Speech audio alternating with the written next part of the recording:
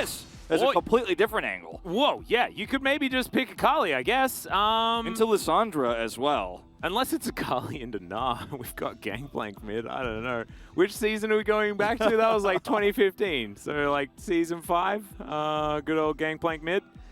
I mean, it is in the mid lane right now, but it is going to be heading up towards top as Chovy is going to take Akali into the Lissandra matchup. That is not a lot of priority in the early game. It's certainly not. And it is going to force a pretty carry-heavy performance out of Chovy, I think, to find value with this pick.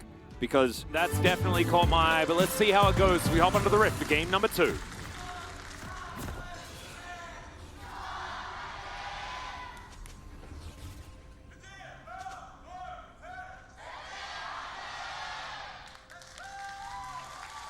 Gen.G fans raising their voices here. Normally T1 absolutely dominate every single fan chant that we have here at LoL Park, but Gen.G fans certainly coming out in force here today. And of course, generally you have a one side that's for one team, another side for the other team, and then you've also got a middle ground where you can sort of be a fan of anyone.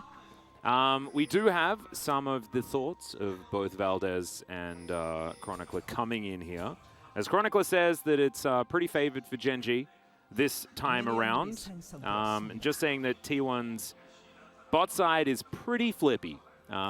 If it does snowball, T1 will look like absolute geniuses. If it doesn't, things could definitely be dangerous. And that's where the priority was put in the draft, and a lot of this early game is definitely going to be about that. I completely agree with him. I also lean towards Gen.G's draft about the same. He said 65-35. I'm kind of feeling more like 60-40, which for me is a pretty heavy lean. I usually don't lean that hard unless it's, you know, some sort of Fred Brion situation or something like that. But let's see how this one pans out, because the X factor is going to be Chovy's Akali, right? And yeah, it will be very feast or famine this game, I think. So that's the flippy part of Gen.G's. I think it's not quite as flippy as the bottom side, as Chronicler put it, but yeah, it's going to have to be a performance. No, I agree. And I think that, yeah, Gen.G doesn't necessarily rely on Chovy as much in this draft. However, T1 will not be crushing Gangplank in lane. Well, there's Carrier looking for Lehens here. Decent little handshake, but Ona's going to come on through. That's first blood for T1. This is precisely what they needed, and it was beautifully executed. So much burst damage. Oh, that's a point-blank bone skewer, and Ruler's going to have to respect it. Throws out the flash. So double flash down here for Gen.G. Lehens loses his life here. The kill does go over to the Viego and not the Draven, but that's okay. He'll be looking to cash in. Just one kill alone isn't going to do it for you. It's a pretty massive lead they have. Early Dirk and Vampiric here for Guma. As once again, Carrier roams. Yeah, and Doran just going to sidestep absolutely everything. I guess that's how you do it. Just be a pirate and walk around in circles, guys. It's that easy. Yeah, it does give a lot of control to the bottom side. As soon as Carrier shows, they commit. Doran, scared they might actually come for a second pass here, just drops this cannon barrage down and is going to walk away. Knows how much respect Doran is showing while they don't know where Carrier is. Chovy, on the other hand, will spot him in the mid lane. Yep, and so that's going to be pinged out. Doran should be able to make it back to pick up some of this farm. But when you do this play as Carrier and don't find success yet, you got Doran's cannon barrage, nice, but it does give a lot of control to the bottom side as Ruler and Lehens will push through. So there is a trade-off here. Yep. Ashes, you know, you could do a lot. Chovy doing that with the control wards that are around the bottom side of the map for him. Yeah, well, Lehens is going to be bone skewered back. And there's the flash forward from Gumayushi. He really wants this as the arrow is going to connect, but Lehens not going to be able to bail himself out. The kill does go over to Carrier. So Gumayushi not going to be able to cash in just this time. However, he doesn't go down. Yeah, he doesn't go down, and no bailout. And this means T1, with this really nice play, once again, set up from Carrier, will be able to grab the Rift Herald on the other side of the map. There's a lot of control vision, and Chovy's putting some pressure on in the mid lane, so they're not going to be able to turn this into Drake on top of it. Gen.G should rush over to at least cross-map that. They want to fight for this. They know Owner's alone. Yeah. I think this is pretty optimistic, though, to say the least. And Peanut is going to recognize that. Eye is going to be delivered over to Owner. And now Chovy in this mid lane does need to be a little bit careful. Carrier back here once again. Lehens also available. But Lehens, you know, like, if this T1 squad gets too far ahead, I mean, he's... like how T1 are playing this measured lead. really well too, because they have certain scaling aspects too. It's not just a better scaling Gen.G comp. Well, there's another bone skewer as Cannon Barrage comes down. Doran's trying to keep himself alive. Ulti goes wide there, and Doran is going to live. For now. Yep, for now. As, okay, barrel comes through. Doran read that potential play there from Carrier, who is going to make his way out of here. But still, this is a win for Carrier and T1 because you're able to force a flash out of Doran and force him out of lane. He does have teleport, at least thankfully for him.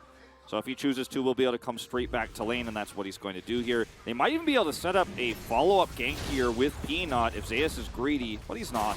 He backs away. Well, Chovy looking for PYKE here. 5-point strike, doing a fair bit of damage. As, yeah, okay, Owner in position, and Chovy not going to follow that backflip. It's measured play on both sides of the rift here, Wolf. No one willing to overstep when they don't have the information. Yeah.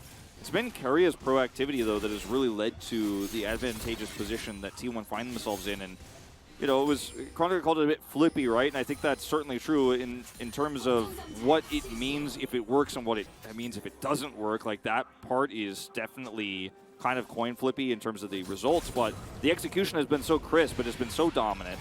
Well, Chovy, he's almost spotted there. That was a dangerous place to back, but it's not actually where he's going to do said backing.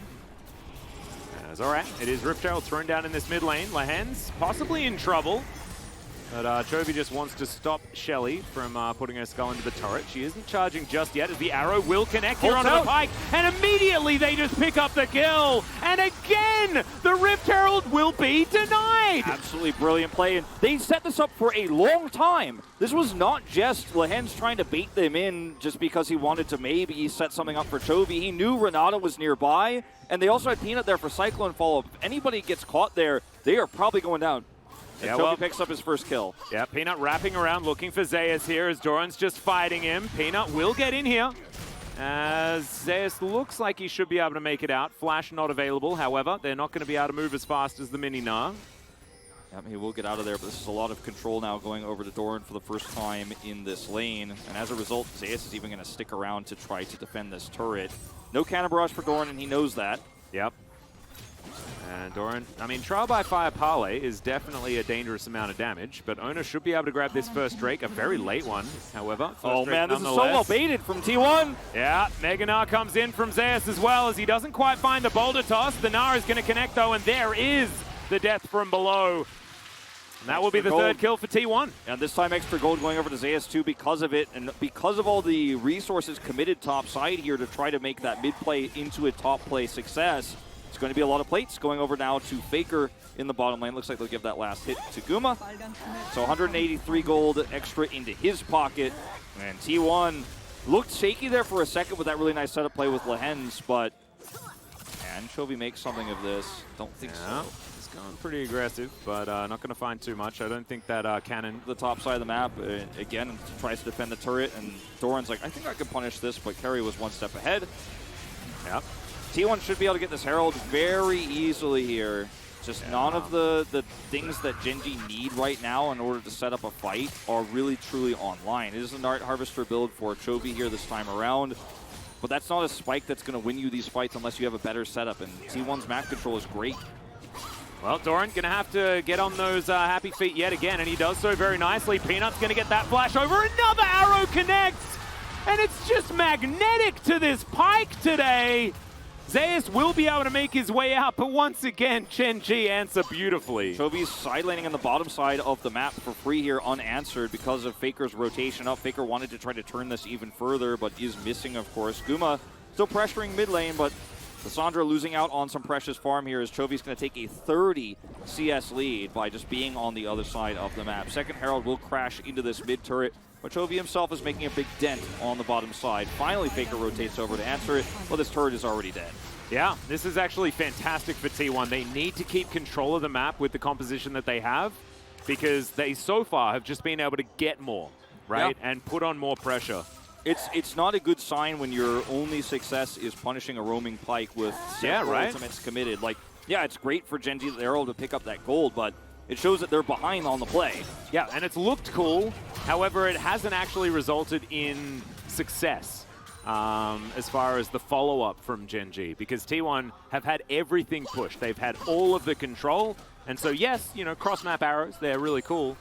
But you can see he can't make any play here, and the blue buff is just going to be ripped away. Well, Doran almost has ulti. There's Trial by Fire. Parlay comes in. Cannon Barrage goes down, and Zeus will answer the attempted solo kill from Doran. Both top laners now off the map, though. Zeus has teleport. This is a huge win for him. This is definitely more valuable for T1.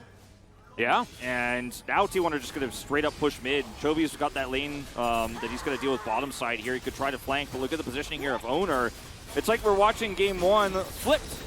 Well, another bone skewer going to connect here as Ruler has to flash. Frozen Tomb comes in and Gumayusi picks it up with the Whirling Death. And that is the cash-in. Finally, he had so many stacks, and look at the grin on the man's face.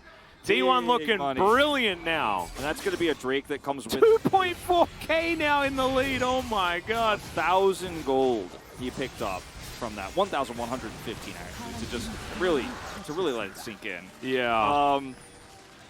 That was a really nice ultimate from him.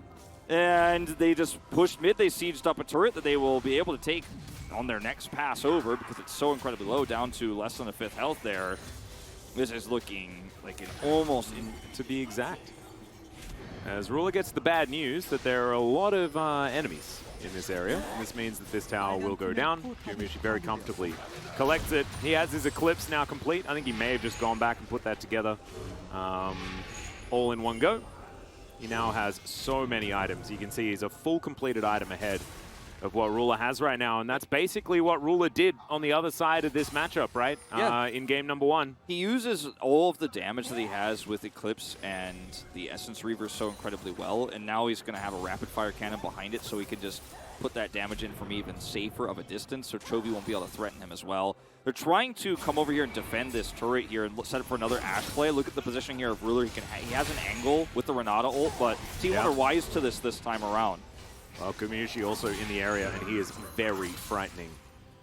There's a lot of damage. He's going to move back towards the mid lane. Like, you know what? It's not worth actually losing our tempo lead for this turret. We're just going to walk away. I know Ashe could arrow us. We know the angle. We see him in the mid lane. We're just not going to play around that. We don't know where Renata is.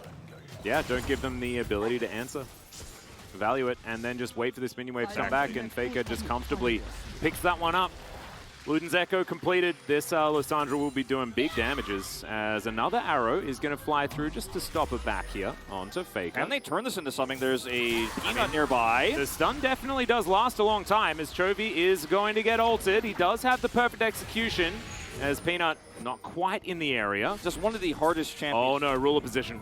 Uh-oh. As Keria has found him, the point-blank Bone Skewer is going to come through there as the stun doesn't land. And now Lehens is just going to get obliterated. So much damage, has to flash to get himself out of the way. Volley comes through just to try and slow them down. Peanut, can you get out of here? He gets Nard back. He'll have another Cyclone, but I don't think it's going to save him. His flash is now on cooldown, and he is way on the wrong side of this. And Gumayusi picks up yet another kill. So 2-0-2 now on this Gumayusi pick. The signature Draven, as Faker is able to pick up his Shadow Flame with the extra gold he got there top side. And the commitment to gank Faker there was a half commitment, but it's just so difficult to pull that off against Alessandra of all champions. You know, she's just going to get out no matter what. This is a very T1 Baron That start. is a very T1 Baron. As Doran picks up his Collector, does now have to put his Cannon Barrage on cooldown. Agree. And unlike, remember last game, T1 had a comp that could turn so well and punish so well what Gen.G were running if they made even one mistake. T1 aren't making mistakes. And yes, Gen.G have the Ashe Arrow and they have Cyclone. And yes, a Renata ult. But the coordination that's required and the time that's required to force a punish is a lot harder, I think, to pull off than what T1 had defensively in that game that we just watched, where Gen.G's lead.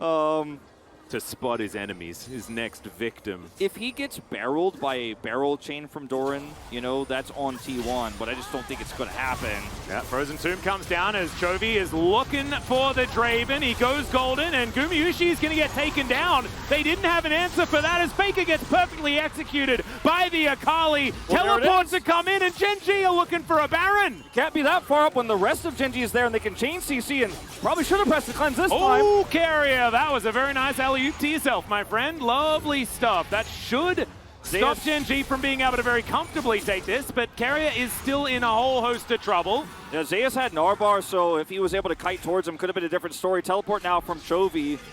Yeah, this is another one. He picks up his Zonya's Hourglass as well, as there was a big shutdown onto Gumayusi, and it was Chovy that picked up the kill. He's still down for 10. Gen.G should be able to do this. Zeus is trying to hold on to this Narbar as long as possible here to look for and engage a turn. There's just not enough damage here. It's a Viego and an R. I mean, it's still going to be a potential 50-50 if Ona can get himself in here. Doran is trying to play bodyguard, as there's the Whirling Death. Does a whole lot of work here, as Rule is going to have to flash away. Zeus now taking a bunch of damage. Oma getting... Oh my god, Faker! He just gets in the backline and smites it away. Chovy now trying to punish him, but I don't think it's going to be enough, as T1 picking up the Baron is huge in this moment. Gumayusi now wanting to flash on over and look for Chovy, who once again goes golden.